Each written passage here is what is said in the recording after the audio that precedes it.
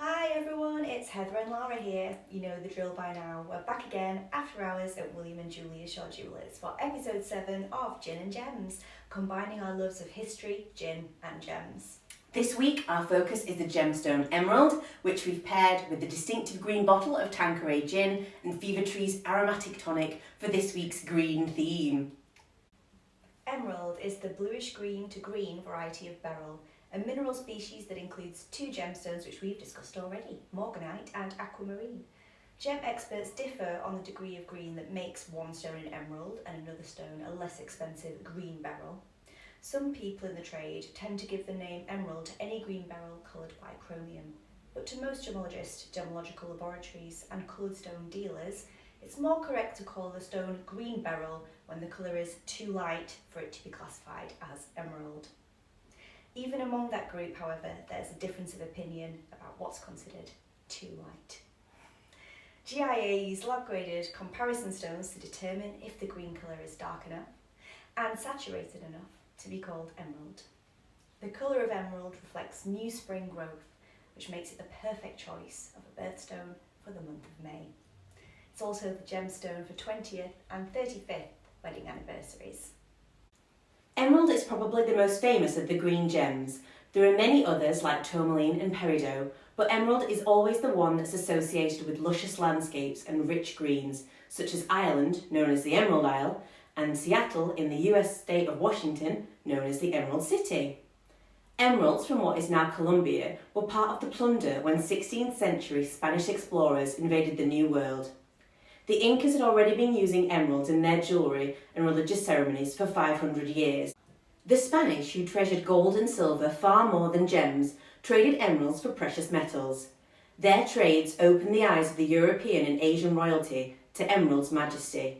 If you want to open your eyes to emerald's majesty too, tune in tomorrow to see some beautiful examples of emerald from our William and Julia collection.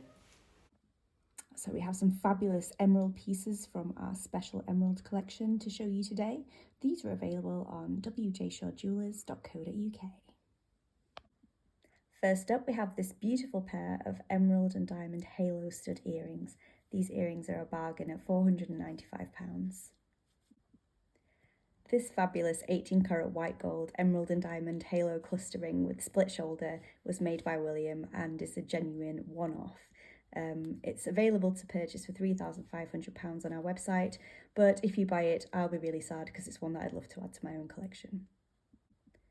This gorgeous 9 karat white gold bracelet is set with emeralds and diamonds in pear-shaped sections. It's adding a little bit of looks to any outfit and is a bargain at £985. So now it's gin time. We've selected Tanqueray gin for its deep green coloured bottle to match with that of emerald, but also because Tanqueray London Dry Gin is a balanced, multi-layered combination of botanicals.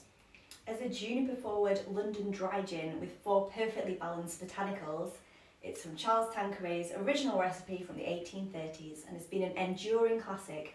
To many people, Tanqueray London Dry Gin is London Dry Gin, and its signature green glass is gin.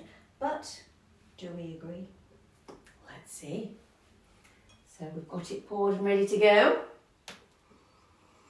Yeah, definite juniper straight away. Yeah.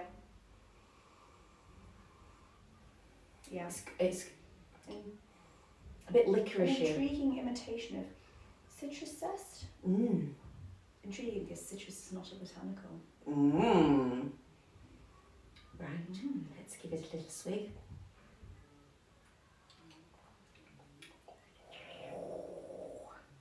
Wow. Definitely getting that juniper. Yeah. So it's like this every time we just taste it raw gin and we're like, I know. yeah, it's great. But for a fair test now, we have to do it every For the time. fair test, we God, absolutely I can still feel it burning. Yeah. Feel the burn. I mean, I'm Anyhow. assuming like the angelica root and the exquisite florals come when tonic has been added and you can actually taste again. Well, let's do it. I I think we're going to have to. I'm So, going to go straight to. Fever Tree's Aromatic Tonic, Yes. which is a Gives us a delightful little tonic. pinky colourway now. Harking back to the pink beryl morganite. Ha ha ha ha. The links are all there. They're all there. Okay.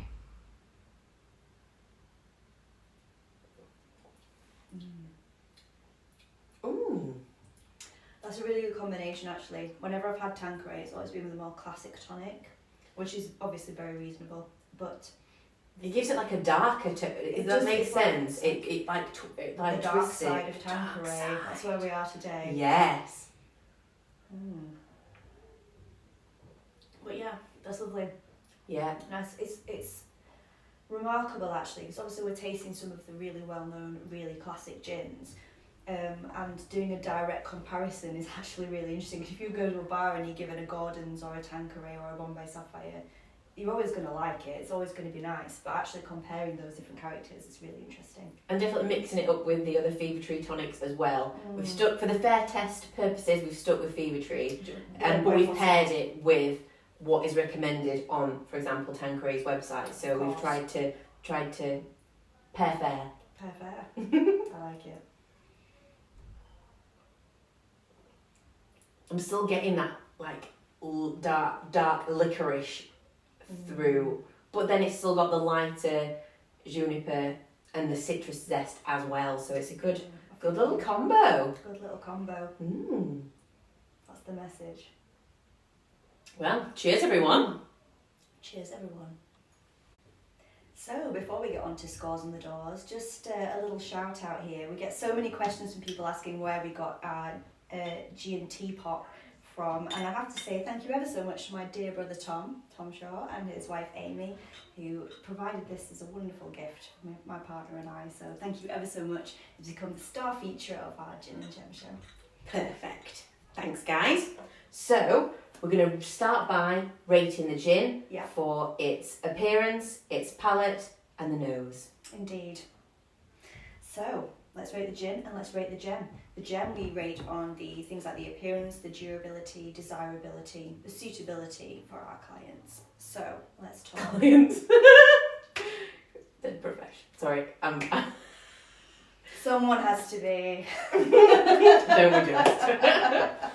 So, scores then. Okay. Gin scores. Gin. I'm going to go straight in and say 7. Sorry, I was thinking a satisfactory 7 as well. Satisfactory 7. It ticks the box. It's a solid 7. It's a great solid 7 gin. Tanqueray with the sort of standard tonic waters with the aromatic. It's really good. It's really flavoursome.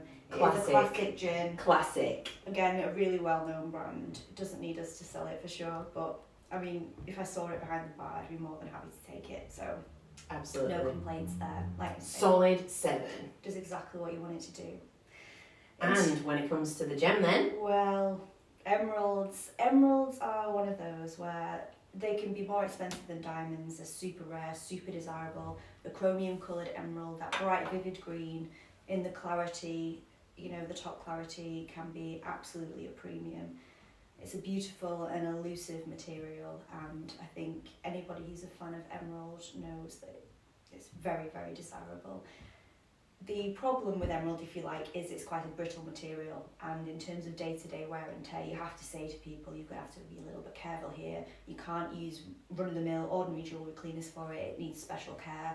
So from that point of view, I'd love to mark it higher, but again with emerald, I'm going to have to say 7, just because I adore it. The colour, it's mysterious, it's intriguing, it's rare. I think you can get, like you say, different quality. Some super clean, super clear, and the others a bit more cloudy. So I think you've got to kind of invest in a good emerald. But when you're heavy-handed like me, you've got to kind of balance that.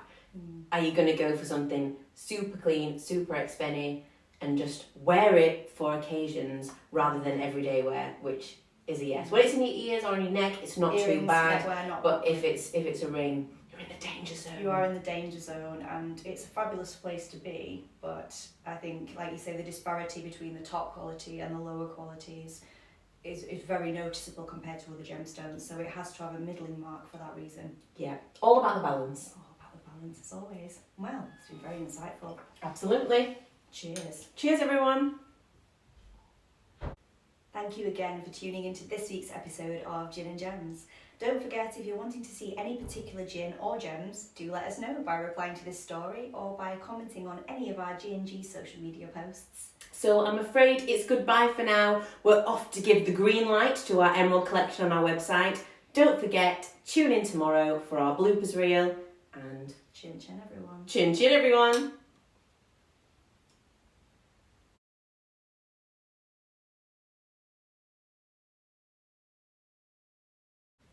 The Spanish, who treasured gold and silver far more than gems, far more. We have some amazing emerald pieces to show you today. Maybe think about Mother's Day. No or not. This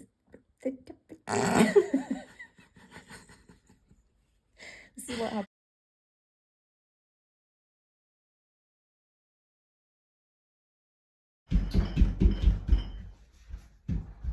I need to turn that light off. Just turn the light off, and then we'll just do a. Just then you can like just do it. I don't know whether because it's a fluffy carpet it'll do it. Whoa! I just turned it off, but it's not gone off. It's the ghosts. It's literally turned off. I'll turn it off at the wall. That's the ghost, Barry Callahan.